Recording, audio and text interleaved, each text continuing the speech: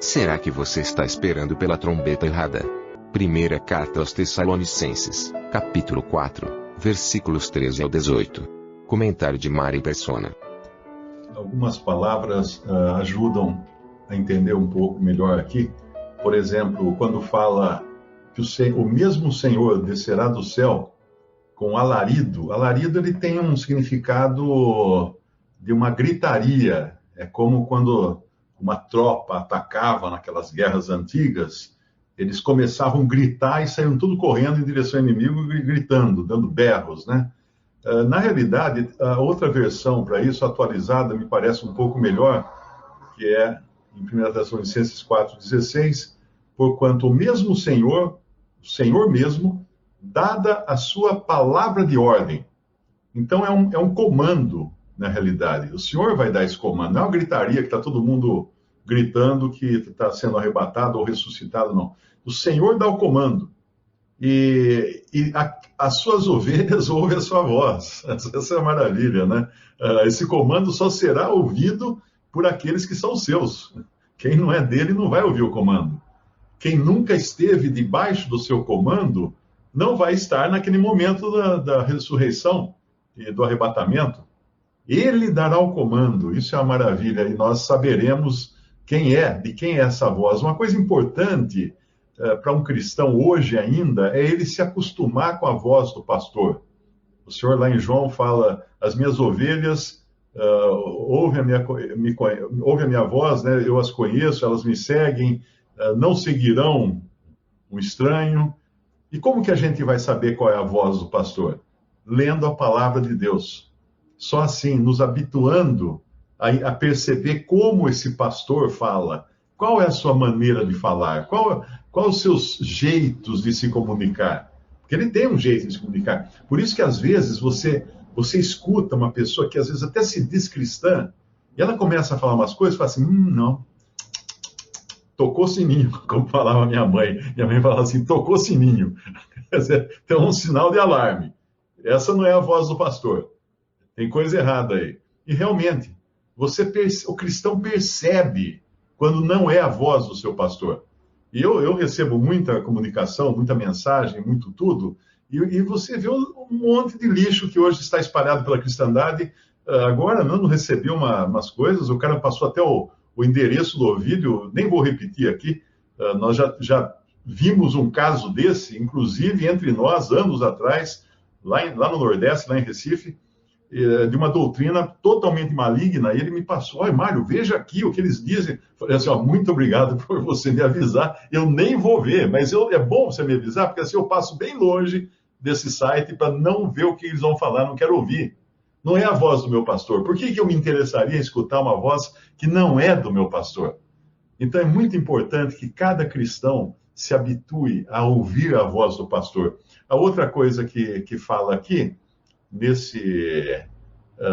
ouvir a voz do arcanjo, né? O arcanjo, como já se sabe, tinha a ver com Israel, que as comunicações que Deus fazia com Israel, ressoada a trombeta de Deus.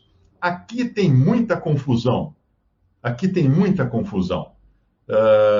Sempre me perguntam, falam assim, não, mas o arrebatamento, ele é só depois da grande tribulação, ou é no meio da grande tribulação. Porque lá em Apocalipse fala da trombeta, da última trombeta, né? Está falando da última trombeta. Então, soa a última trombeta no meio daquela confusão toda, daqueles sofrimentos todos. Então, os cristãos vão passar sim. Mas a questão é o seguinte, a trombeta que é ressoada aqui chama-se trombeta de Deus. E em 1 Coríntios, capítulo 15, a gente pode até abrir lá, ela é... no versículo 52, num momento, estou lendo na versão atualizada, num abrir e fechar de olhos ao ressoar da última trombeta. A trombeta soará, os mortos ressuscitarão incorruptíveis e nós seremos transformados. Nós quem? Os vivos, claro. Está falando aqui, ele está escrevendo para vivos, né? Não para mortos. Nós seremos transformados. Então, essa é a última trombeta. Mas por que a última trombeta? Se tem aquela sétima trombeta em Apocalipse? Porque essa é a última trombeta da era cristã. É preciso entender o seguinte: no momento em que essa trombeta soar para nós cristãos, não para o mundo todo, nós seremos transformados, ou os mortos serão ressuscitados, e nós seremos transformados e subiremos para estar com o Senhor. Acabou o nosso tempo aqui. Aí para nós não tem mais nada para acontecer aqui na Terra diretamente para nós. Os sofrimentos serão acabados, as enfermidades para nós serão acabadas, a velhice terá acabado, somente para aqueles que são velhos. Eu estava vendo ontem uns vídeos, né, quando minha filha se casou e foi morar nos Estados Unidos. Aí a primeira vez que eu fui visitá-la foi em 2006. Aí eu até escrevi para ela, falei assim: da primeira vez que eu fui visitar você, eu apareço nos vídeos, eu pareço seu irmão. Na segunda vez, numa outra vez, mais para metade do período, eu pareço seu pai. Mas da última vez eu pareço seu avô, porque ela não mudou nada e eu só envelhecendo. Agora, essas coisas nós não teremos no céu. Olha que maravilha, né? Cansaço, dor. Quantos irmãos hoje sofrem? Sabemos de um que está internado no hospital, sofrendo. Como é duro isso daí. Como a gente tem que passar essas coisas aqui na Terra. Elas vão acabar.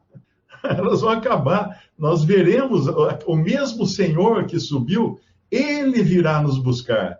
A primeira visão que nós teremos será do Senhor. Alguém falou outro dia do Pedro, que é cego, do meu filho, e eu falei a vantagem dele. Na verdade, eu não inventei isso. Me parece que foi Fanny Crosby, que era uma autora de muitos hinos no século XIX, e ela disse isso também. Ela falou assim, que ela não via como um problema o fato de ser cega, porque ela falou assim: a primeira vez que eu enxergar, eu vou ver a face do meu Senhor, eu vou ver a face do meu Salvador. Olha que privilégio, não gastou os olhos para coisa nenhuma nesse mundo, vai chegar com os olhos lá 0 quilômetro, para olhar para a face do Senhor. Eu não sei se o Lineu talvez me corrija aí, que não existem olhos 0 quilômetro, né?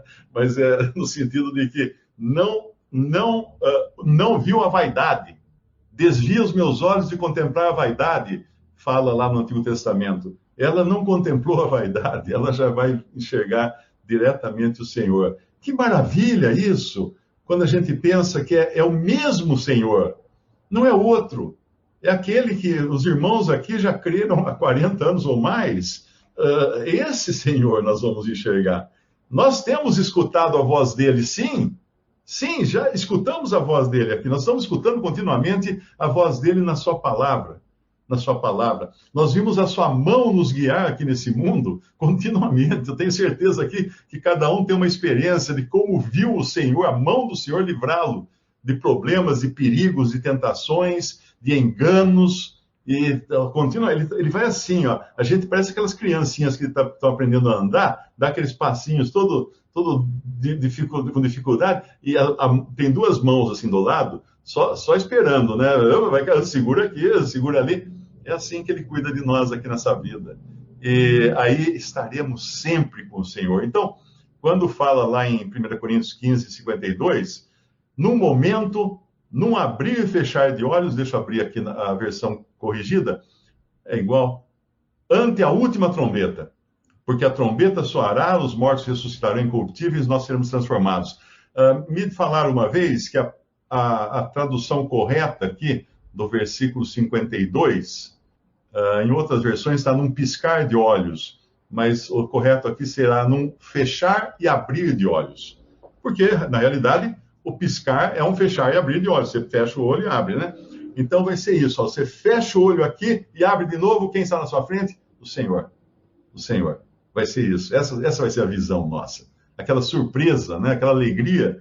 E essa última trombeta não tem nada a ver com a trombeta que é lá de Apocalipse. Em Apocalipse tem uma trombeta do sétimo, o sétimo anjo. Ali não chama a última, chama-se sétima. É a última na ordem das 7 trombetas, mas não é a trombeta de Deus. E a gente pode até olhar lá em Apocalipse, capítulo 11, versículo 15. São 7 trombetas, e o sétimo anjo tocou a sua trombeta, e houve no céu grandes vozes que diziam: os reinos do mundo vieram a ser de nosso Senhor Jesus Cristo, de nosso Senhor e do seu Cristo. Ele reinará para todo sempre. Então, nesse momento que esse anjo vai tocar a trombeta, os reinos do mundo, as nações do mundo, passam a ser propriedade do Senhor Jesus. Ele reinará sobre, não virá, mas reinará sobre esses reinos para todo sempre, aqui é o que diz nesse versículo, não é? Agora, aqui não diz nada de última trombeta, embora seja a última de uma série de 7. E essa é a trombeta do anjo. E se nós lembramos bem, lá em 1 Tessalonicenses 4, chama de trombeta de Deus. De Deus. E é um privilégio muito grande, porque a trombeta de Deus é para chamar os que pertencem a Ele. A trombeta dos anjos não é para chamar ninguém. Repare bem, em Apocalipse 11, o 7º anjo tocou a sua trombeta, houve no céu grandes vozes que diziam: os reinos do mundo vieram a ser de nosso Senhor e do seu Cristo, e ele reinará para todo sempre. Ué, e aí?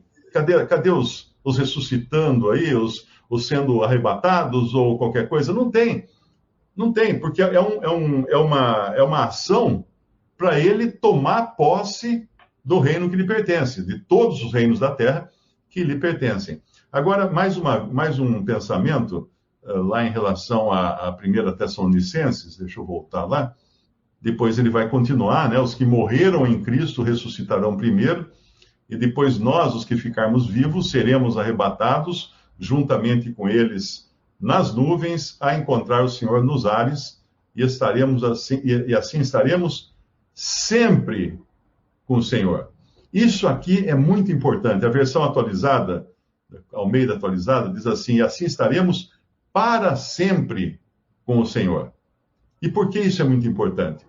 Porque muitas religiões, às vezes você vê até Testemunho de Jeová, né, que gosta de distribuir aquelas revistinhas com aquelas gravuras, as pessoas todas num reino de paz, assim, tem famílias, né? Tem família de japoneses, tem família de africanos, tem família de europeu. Na Testemunho de Jeová, pelo jeito, eles acham que vai ter pessoas de diferentes raças e etnias no céu. Na realidade, não é no céu, porque a promessa deles, né, a esperança deles é na terra, é de habitar na terra. Então, nós não vamos habitar na terra.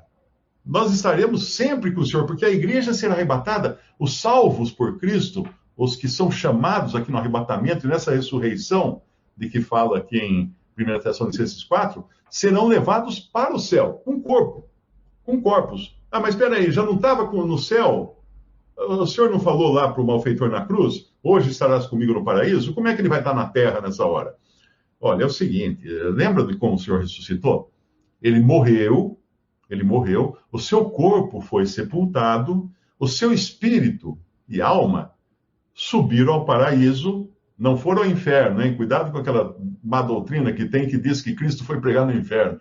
Para que pregar no inferno? Para a pessoa que já está perdida? Não tem o que pregar para quem já está perdido. Vai pregar para quê? Só para deixar com mais raiva? Não vai, não aconteceu isso. É a interpretação errada da passagem, mas não é o nosso tema aqui hoje.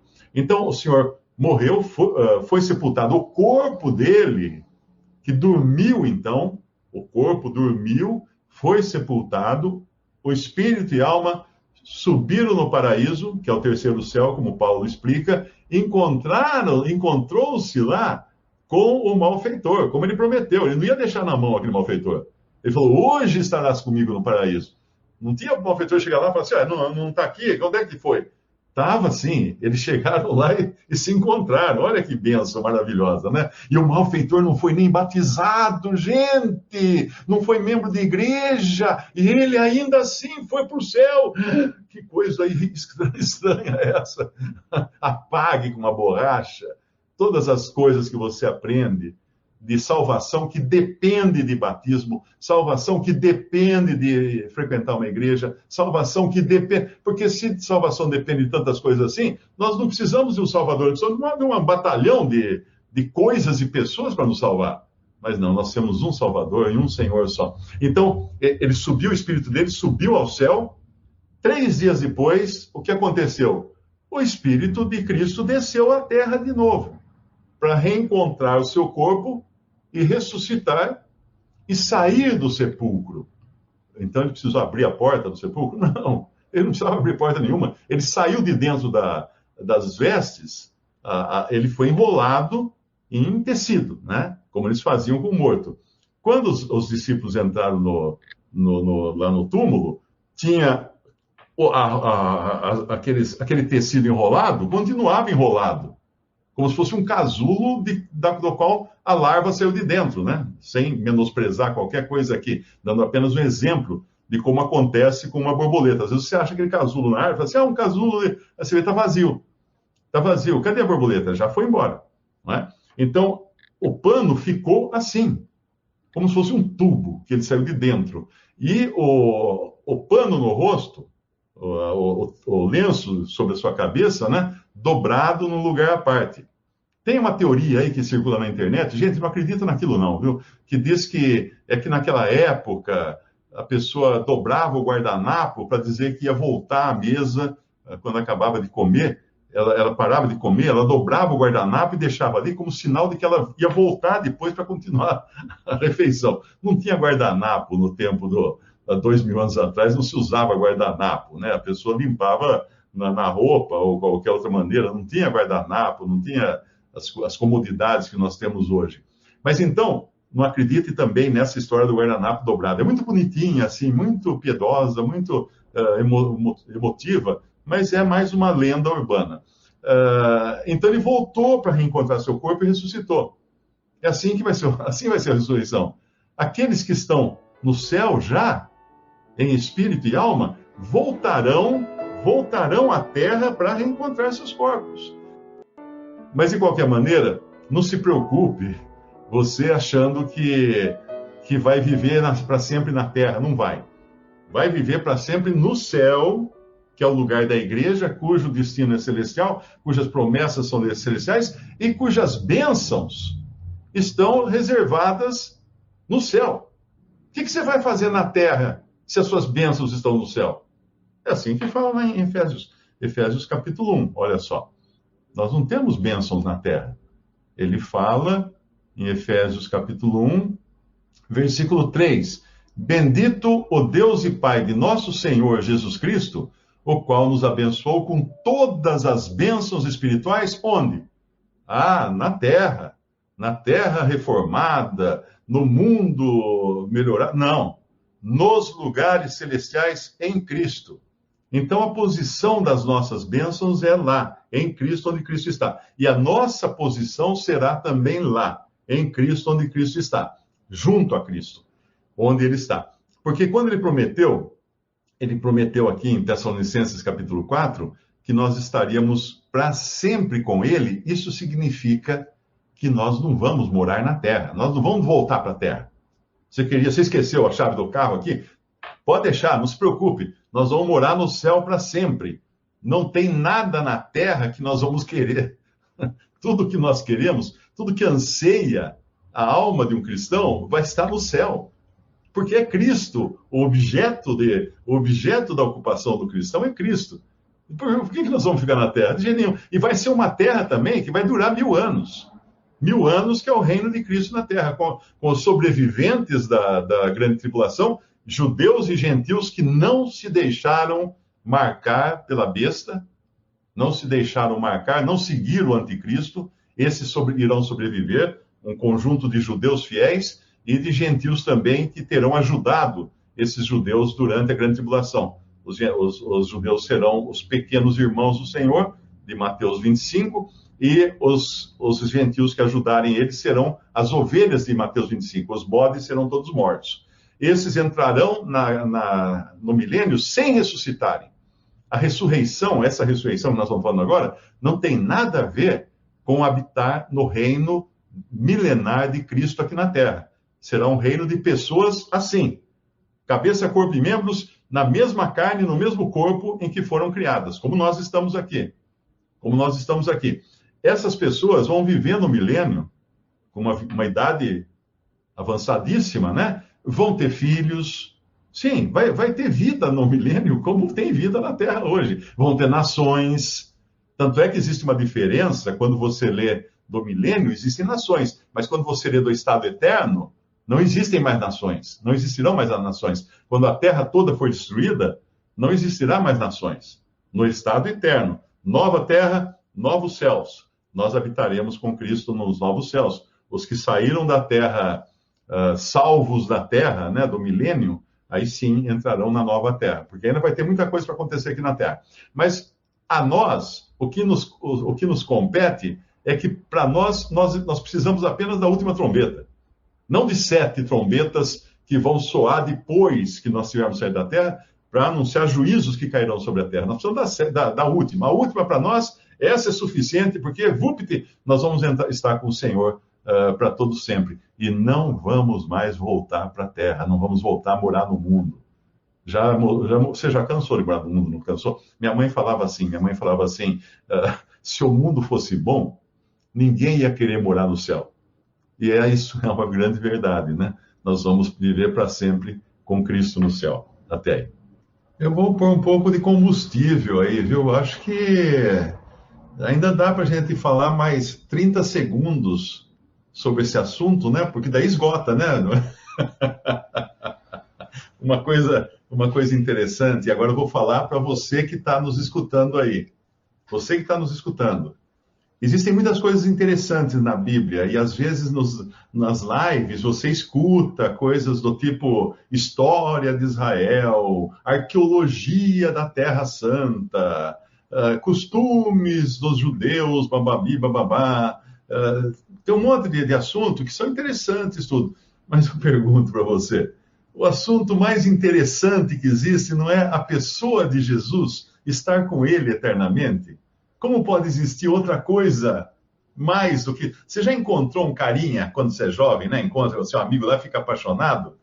Cara, você não aguenta ele fica o dia inteiro falando nela, falando dela, que não sei o quê, que ela é linda, ela é isso, ela é aquilo, porque ele está apaixonado. Então, pessoas apaixonadas por Cristo são pessoas que vão falar dele pelos cotovelos, não tem por onde, vai ter que aguentar. Pega um cristão apaixonado por Cristo, ele não vai ficar falando muito de arqueologia, de história, de costumes do Velho Testamento, do Novo, por mais interessantes que sejam essas coisas. Ele vai falar de Cristo.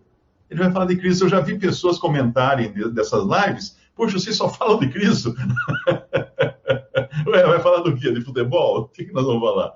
É só de Cristo mesmo que a gente vai ter que falar. Agora, eu falei que ia pôr um pouco mais de lenha na fogueira, um pouco mais de combustível nessa fornalha, né, de assuntos. Por que, então, que tantas ideias diferentes sobre a ressurreição existem na cristandade? Por quê? Nem todos entendem as coisas do mesmo jeito. Por um fator muito importante, que é, inclusive, o fator pelo qual muitos não entendem a Bíblia. Muitos não entendem a Bíblia. O fato de não compreenderem que Deus tratou de diferentes maneiras, em diferentes épocas da história, com diferentes pessoas e diferentes grupos de pessoas. Isso chama-se dispensacionalismo. Isso chama-se entender,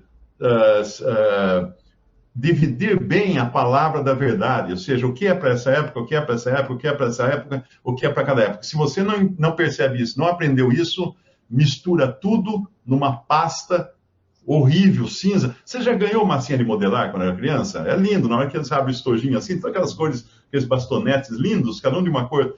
Brinca 2 horas, deixa a criança brincar 2 horas com a massa modelar. Como é que fica? Fica uma bola cinza, sem graça, porque não deixou separadas as coisas nos seus devidos lugares, as cores, né? Mas uma das razões, então, é essa que as pessoas não entendem que Deus trata com diferentes classes de pessoas de diferentes maneiras. Outra coisa é que as pessoas não entendem o que é mistério. O que é mistério? Porque lá em 1 Coríntios, capítulo 15, versículo 51, fala assim: eis que vos digo um mistério. Nem todos dormiremos, mas transformados seremos todos, no momento, no abrir e fechar de olhos, ao ressoar da última trombeta, a trombeta soará, os mortos ressuscitarão incorruptíveis, nós seremos transformados. Mistério, na Bíblia, é algo que Deus escondeu, manteve secreto, inclusive dos santos do Antigo Testamento, dos profetas. os profetas não sabiam desses mistérios, que foram revelados só no Novo Testamento e foram revelados para a igreja. Tem vários mistérios. A igreja, por exemplo, já é um mistério, que ninguém sabia disso no Antigo Testamento. Então não adianta você ir buscar doutrina para a igreja no Antigo Testamento, porque você não vai entender. Um judeu, ele só conseguiria entender o Antigo Testamento lendo o Novo Testamento. Porque sem o Novo Testamento é impossível você entender o Antigo Testamento. Porque Deus revelou os mistérios no Novo Testamento, nas cartas, em especial nas cartas dos apóstolos, na doutrina dos apóstolos. Então, um desses mistérios é esse, da ressurreição, que ninguém sabia como ia acontecer, nenhum judeu sabe como vai acontecer a ressurreição, a menos que ele leia as cartas dos apóstolos. Ele não sabe. Você vai perguntar, tem gente que manda e-mail para mim, Mário, olha o que esse rabino está falando no vídeo aqui, não sei o que. Eu falo assim, amigo, o que eu quero saber o que um rabino está falando? Isso é que nem comprar uma bicicleta com uma roda só. Falta uma roda ainda, ele não vai conseguir andar direito com uma roda só. Falta uma outra roda. Ele não tem a visão completa da revelação de Deus. Agora, então, outro assunto é o seguinte, o que confunde muita gente é Daniel capítulo 2, capítulo 12. Daniel capítulo 12, versículo 1. Naquele tempo se levantará Miguel, o grande príncipe, que se levanta a favor dos filhos do teu povo, e haverá um tempo de angústia, isso aqui é a grande tribulação, qual nunca houve, desde que houve nação até aquele tempo, mas naquele tempo livrar-se-á o teu povo, todo aquele que for achado escrito no livro. Esse tempo de angústia, como nunca houve, o Senhor Jesus fala dele no capítulo 24 de Mateus, que é o capítulo que fala não da igreja, mas dos judeus na terra no tempo da grande tribulação. E lá no capítulo 24, quando fala assim, estarão dois no campo, um será tirado, outro será deixado, esqueça aquilo que se aprendeu, dizendo que isso é arrebatamento. Não é, porque um pouquinho antes, um será levado, outro será deixado. Um pouquinho antes ele falou assim, que veio o dilúvio e levou a todos. Levou para onde? Levou para a morte. Levou para a morte. Então, na grande tribulação, um será levado, ou seja, um será morto, outro será deixado. É isso que significa Mateus 24. Então, esse versículo aqui de Daniel 12 está falando da grande tribulação e da libertação e proteção que o povo judeu receberá do grande príncipe Miguel, que fala aqui, né? Aí no versículo 2, é esse que eu queria chamar a atenção. E muitos dos que dormem no pó da terra ressuscitarão, uns para a vida eterna e outros para a vergonha e desprezo eterno. Agora é preciso entender outra coisa. O que um judeu entendia por vida eterna não é o mesmo entendimento que um cristão tem de vida eterna. A vida eterna para um judeu era a vida perene, ou vida perpétua aqui na terra, no reino terrenal de Cristo. Por isso que aquele jovem rico pergunta para o Senhor, o que farei para adquirir a vida eterna? Né? Ele fala assim, conheces os mandamentos? Tal. Ele está falando tudo no contexto judaico da coisa, não no contexto cristão. Então, vida eterna para o judeu era viver na terra. Nunca um judeu tinha esperança de morar no céu. Nunca. A esperança dele era sempre, se ele obedecesse, ele viveria para sempre numa terra que mana leite e mel, com muita paz, com muita saúde e muita prosperidade. E ele era abençoado. As bênçãos eram dadas para os obedientes para viver na terra. Agora ele fala aqui que ressuscitarão. Então, será que isso é que eles serão tirados dos túmulos? Não, não é. Isso aqui é o mesmo sentido de Ezequiel 37. É a ressurreição nacional de Israel. Deus vai, quando a tribulação termina e Cristo vem, então, para julgar os bodes, as ovelhas, separar os bodes das ovelhas, tal, e libertar o seu povo, Deus irá ressuscitar Israel. Ressuscitar Israel, tirar Israel do pó da terra, que está espalhado por todas as nações. Os anjos irão buscar aqueles que estão em outras terras, trarão ali para a terra de Israel, para começar então o reino de Cristo, conforme ele havia prometido. Então não é uma ressurreição igual está falando no mistério lá do Novo Testamento, hein? Lembra que eu falei do mistério? É um segredo, o mistério era um segredo. Esse daqui, Daniel não sabia desse segredo. Ele não sabia da ressurreição de 1 Coríntios 15, ou de 1 Tessalonicenses 4. Ele não sabia, ele ignorava totalmente isso. Aqui é a ressurreição de Israel, como fala em Ezequiel 37, E muitos tentam usar essa passagem aí, por isso que eu falo, a necessidade de entender, de dividir bem a palavra da verdade, entender as diferentes dispensações, ou você vai fazer uma salada mista, colocando tudo aí no mesmo pacote. Eu acho que está um ruído no microfone. Será que é o meu? Não, né? Alguém estava com o microfone aberto. Então, lá eu acho que o Márcio está me mandando embora. Para de falar, Márcio. Só ler aqui nessa passagem 37, depois vocês meditam em casa.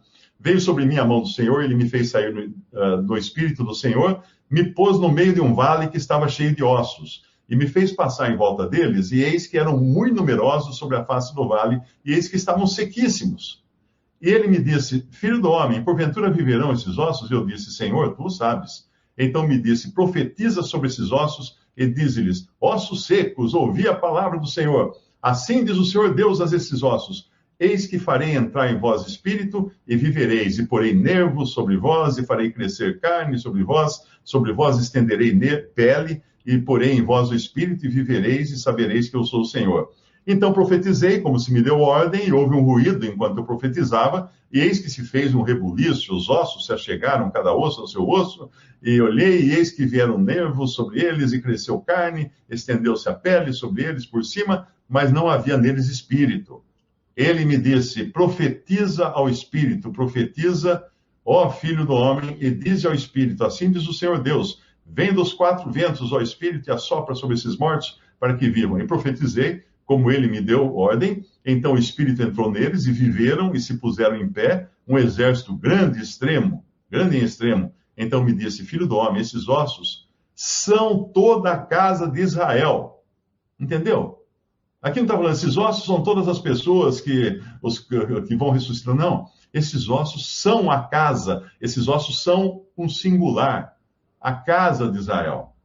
Eis que dizem, os nossos ossos se secaram e pereceu a nossa esperança, nós mesmos estamos cortados, portanto profetiza e disse-lhes, assim diz o Senhor Deus, eis que eu abrirei os vossos sepulcros e vos farei subir das vossas sepulturas, ó povo meu, e vos trarei a terra de Israel, e sabereis que eu sou o Senhor, quando eu abrir os vossos sepulcros e vos fizer subir das vossas sepulturas, ó povo meu. E porei em vós o meu espírito, vivereis, vos porei na vossa terra, e sabereis que eu, o Senhor, disse isto, e o fiz o Senhor. E outra vez veio a minha palavra do Senhor, dizendo, tu, pois, ó filho do homem, toma um pedaço de madeira, escreve nele, por Judá e pelos filhos de Israel, seus companheiros, etc. Eu acho que é só até aí, porque ele vai falar de outra coisa agora. Mas é importante esse versículo que ele fala aqui, esses ossos são Israel. É Israel. Você não pode querer achar que isso é a ressurreição geral dos mortos. Isso é a retomada à vida do povo terreno de Deus, que será de uma vez só restaurado, tirado da poeira das nações e introduzido na terra prometida a eles. Visite respondi.com.br. Visite também 3minutos.net.